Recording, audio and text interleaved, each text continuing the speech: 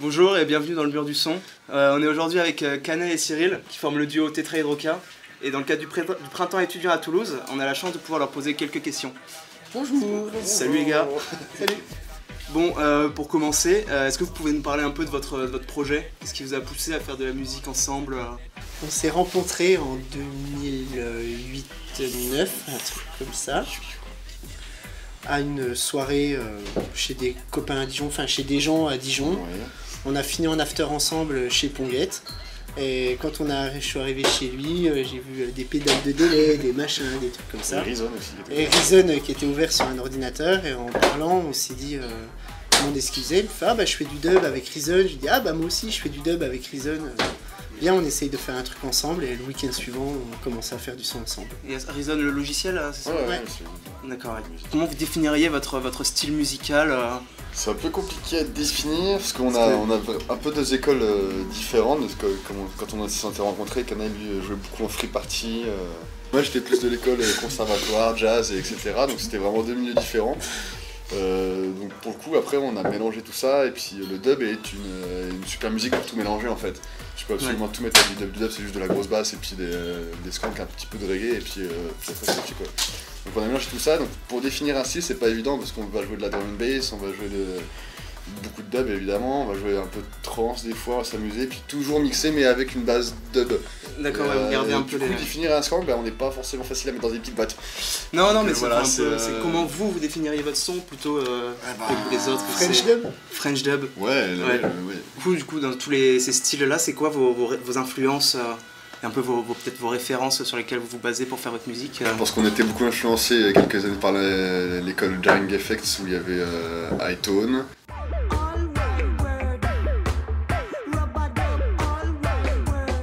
Ah bah ouais, tous les Hightone. Zenzile.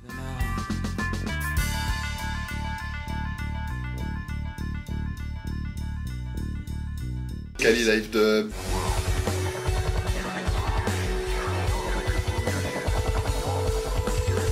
Ezekiel, le peu.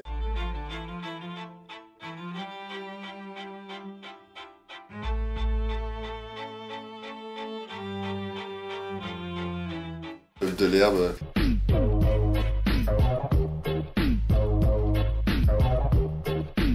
Cette école-là nous a un peu bercé notre enfance. Après, il y a plein de choses qui arrivent plus récemment, comme Panda par exemple.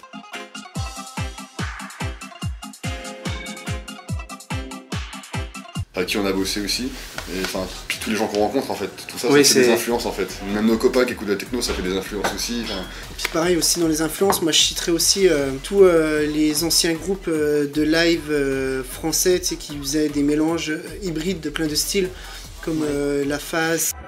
Je ne suis pas recritique, pas technique, trop du style, on met de style, Jungle Man, 500 grammes qui clame ses anagrammes. Avec Jazz Machine.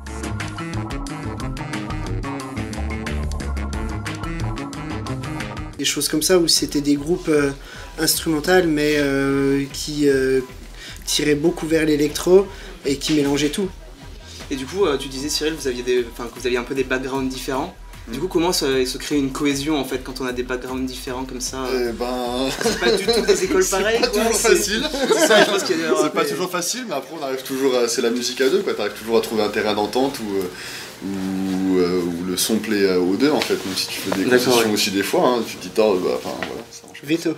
Ouais, on a un système de veto. Il y a des choses tu peux dire non, je veux surtout pas. Bon, après des fois les deux font veto, alors là c'est encore autre chose. Là on passe au super veto. Ouais, c'est un peu naturel au final. Est-ce que vous expérimentez chacun de votre côté et après vous réunissez, ou il y a des fois où c'est tous les deux ensemble? Il y a tout. Il y a tout, c'est un peu. Je commence énormément de trucs, donc à chaque fois il me livre une clé USB avec des milliers de projets. Moi je vais fouiner là-dedans, moi j'en fais un petit peu moins, mais après je retape vachement de ces choses, ou alors on se voit et là on compense vraiment des choses ensemble. D'accord, ouais. Et du coup il y a 4 ans vous avez fait une tournée avec une scénographie faite par Nushi Soup. Et ça s'appelait le Tetrahydrolab. Même une semaine. et du coup voilà, c'est ça que j'avais vu que ça allait reprendre. Ça a repris, ouais. Et ça, du coup ça a repris, j'étais pas d'accord, j'étais pas informé. Et du coup, est-ce que vous pouvez nous parler un peu de ce projet? C'est toujours le même depuis 4 ans ou vous avez changé? C'est même plus que 4 ans, hein. Je te dirais qu'il y a 5 ans, 6 ans même. Après, en fait, le but c'était de créer un truc parce que sur les grosses scènes, je trouve ça toujours un peu triste, c'est quand tu arrives sur un gros plateau.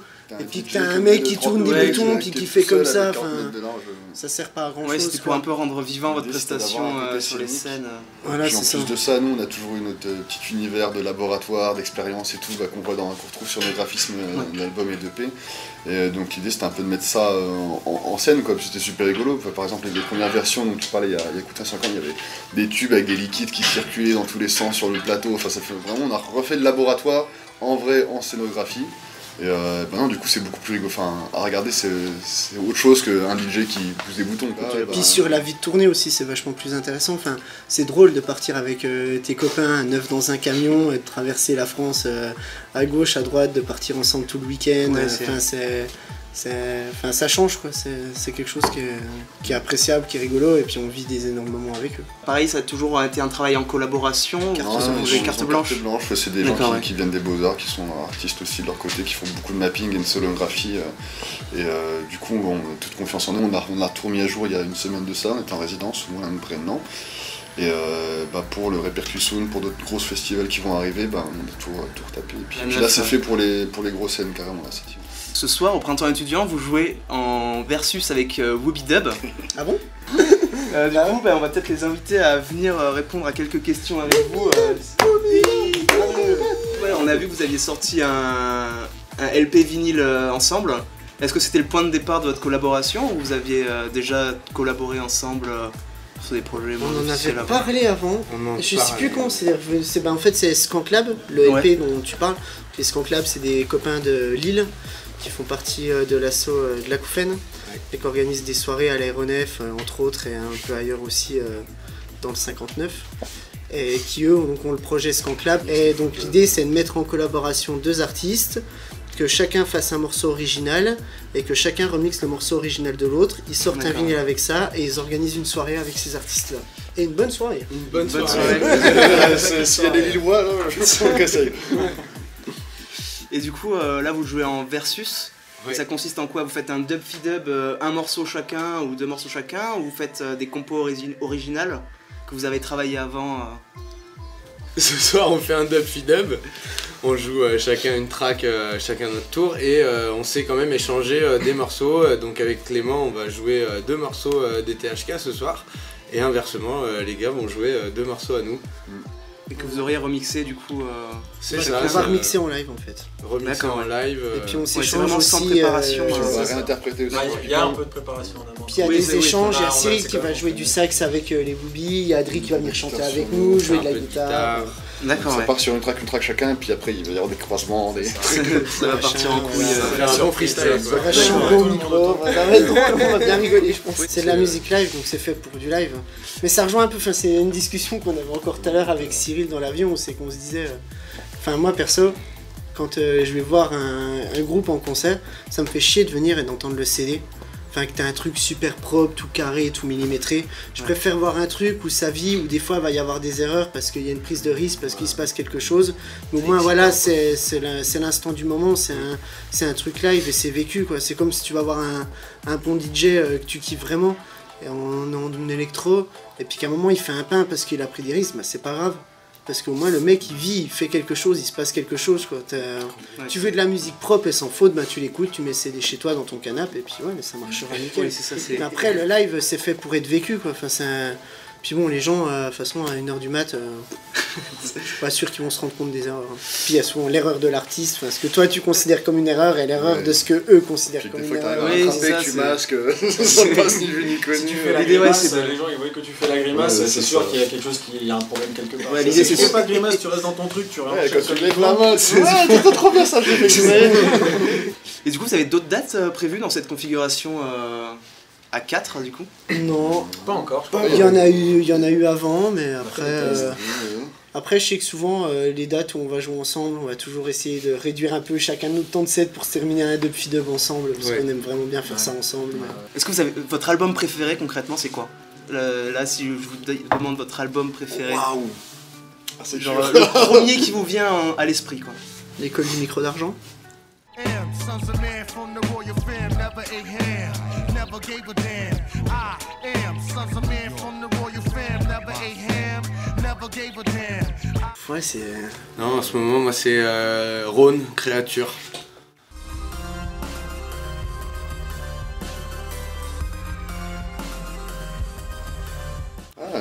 Et c'est vraiment chouette. C'est pas de la musique que j'ai l'habitude d'écouter souvent, même de faire. Mais alors je respecte complètement les choix artistiques que fait ce type. C'est Bonobo, Animal Magic.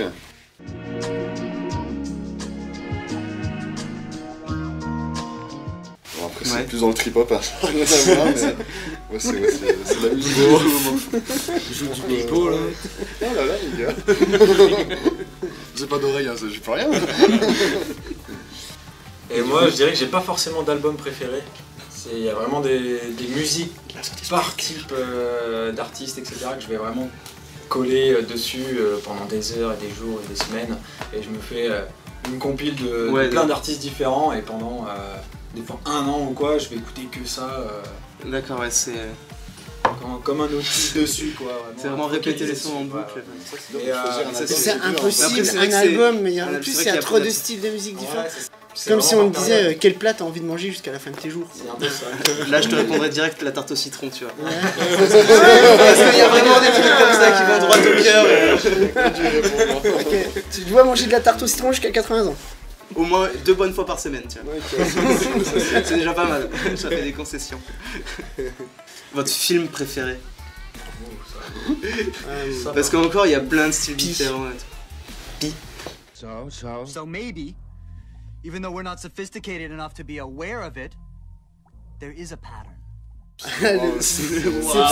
Déjà, enfin, niveau musical, bande son, c'est Aphex Twin. Donc c'est barré à souhait.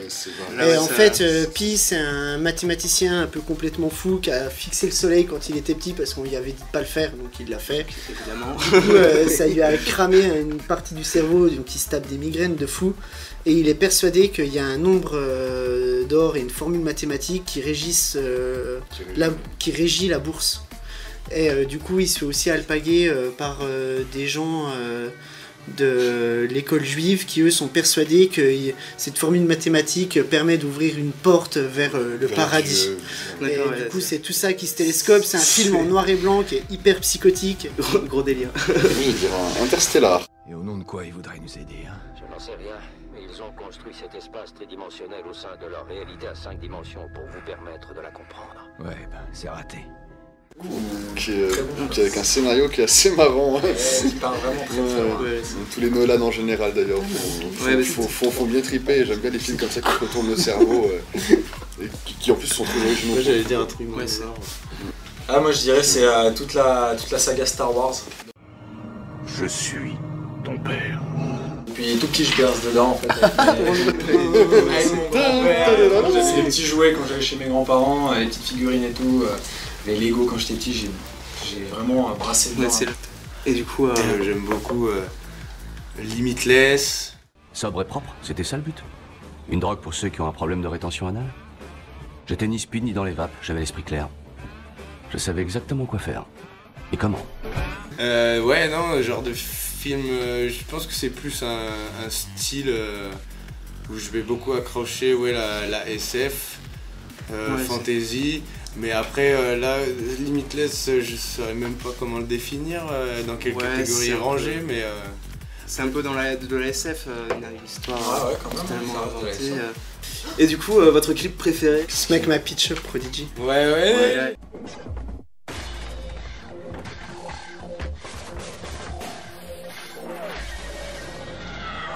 En ce moment, je sais que nous on a pas mal collé sur un des clips de Rhône. Non, je me rappelle encore de la track, mais il est présent partout. T'as un de ces clips en noir et blanc avec des personnes qui Bye Bye Macadam, non? Ouais, c'est ça, exactement. Super.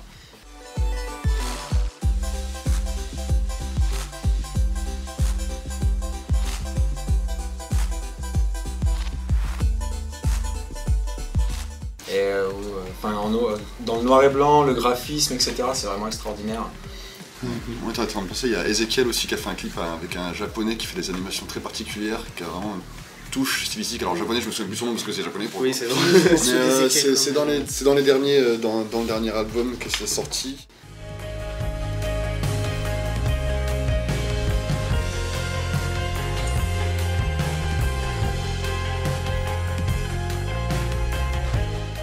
Le clip se trouve très bien et je vous conseille, c'est une beauté, c'est sublime à voir. C'est artistique, c'est poétique, il y a tout qui est dedans. Non, et moi aussi, il y en a un, c'est le clip de Ultra Vomit Kamtar.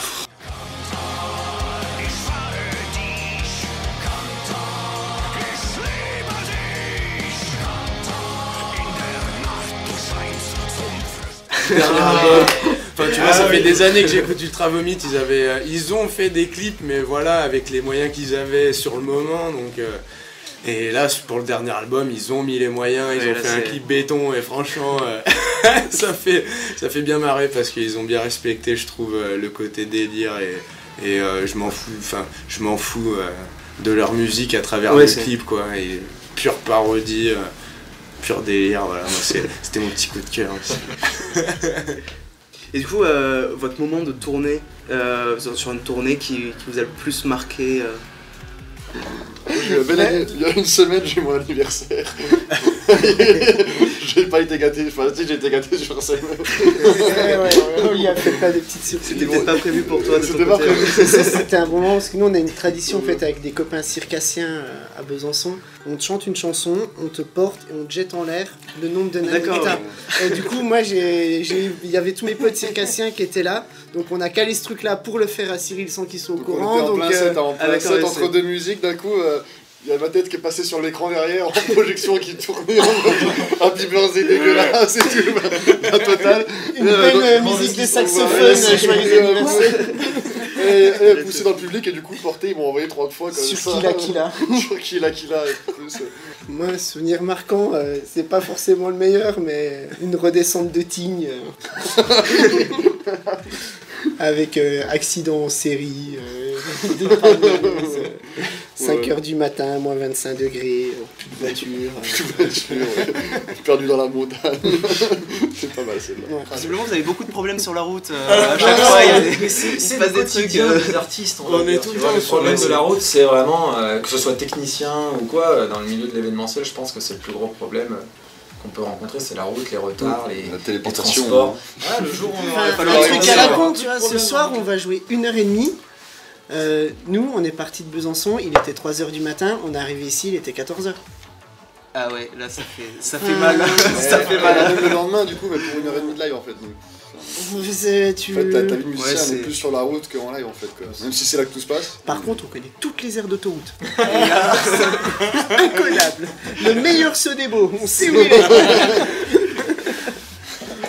Et du coup, vous, les Booby Dub, ouais, quand même l'un des meilleurs pour moi, ça a été, je crois, le carnaval humanitaire. Ouais. À Lyon. C'est un peu le même principe du coup que le printemps étudiant. D'accord, ouais. Des étudiants qui font ce festival. Dans un campus. Étudiant à Lyon, à la Doua. Et on a joué 2 heures ou 2h30 je crois, parce que du coup on avait fait Woobedub, on avait aussi mis des sons Woody Vibes, donc mon projet perso, on avait aussi mis des sons à Adrien, Woobedub, et du coup on a fait un gros tout de ça, et les gens ultra réceptifs. Et du coup, s'il n'y avait pas la musique, où est-ce qu'on pourrait vous voir et qu'est-ce que vous feriez en fait Sous les ponts à faire des poubelles. Ah ouais, à ce moment-là. Moi j'organise des concerts, des festivals le reste du temps, enfin je fais ça tous les week-ends. Avec Exoria du coup, ouais. C'est... Avec Exoria, le Cirque Sismique, le Citron Vert. D'accord, on était sur plein de trucs à la fois.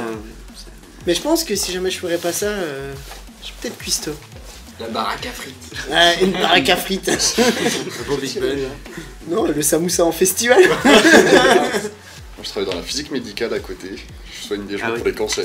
D'accord, ouais. Ça a rien à voir. Mais par contre, c'est assez marrant parce que ça rejoint le côté laboratoire de tétrahydrocane. Ouais, parce que j'ai toujours bossé dans la physique et un peu dans la recherche Tu aussi. joues avec ta blouse Sébertin. Oui, c'est vrai que pour le laboratoire, justement, qu'on a la scénographie avec les Neshisu, on met des blouses aussi pour faire vraiment le laboratoire. Truc. Et j'ai ma blouse de l'hôpital avec mon nom, le CHU Besançon.